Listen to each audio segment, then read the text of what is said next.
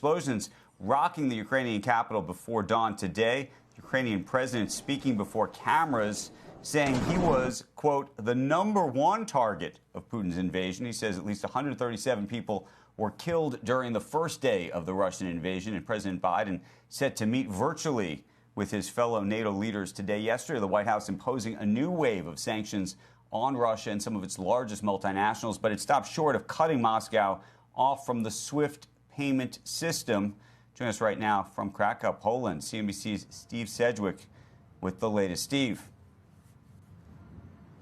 Yeah, Andrew, you just hit upon the complexity of this situation. Just in your little introduction there, you talked about sanctions, you talked about SWIFT, you talked about the Russian moves into the northern suburbs of Kiev, you talked about the NATO reaction. So this is a stunningly complicated story on multiple levels. Let me just take on one or two of those levels. In the fog of war, we're hearing all kinds of different reports. For instance, the UK Defence Secretary Ben Wallace has been saying that the Russians in the first 24 hours have failed to achieve any of their major objectives, and yet we hear that they are making advances in Kharkiv, in the Donbass region, making advances towards some of the key infrastructure areas in northern Kiev, and indeed surrounding some of the airports as well, and bombing them quite aggressively again today. So we're hearing a lot of contradictory reports. You also talked about what President Zelensky has been saying, a man who I met, by the way, the night he was inaugurated as president in Kiev a couple of years ago. He's saying he is assassination target #1 and that his family is target #2, and implores his nation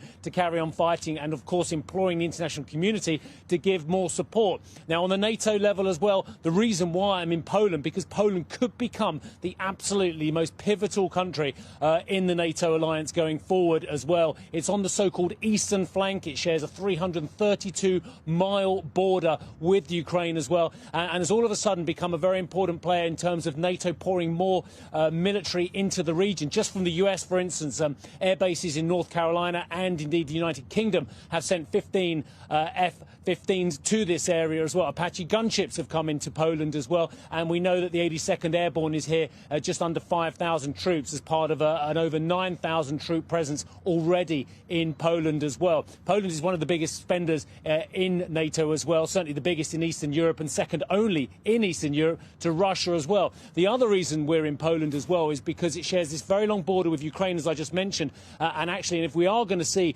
these tens of thousands, hundreds of thousands, possibly even millions of refugees coming from Ukraine into Poland, this will be one of the main transit routes out from Lvov, which is a very western city, both in terms of its mindset and its geography in Ukraine, into an area where the US is supporting the Polish authorities and Polish military, preparing potentially for a flood of refugees as that fighting intensifies as well.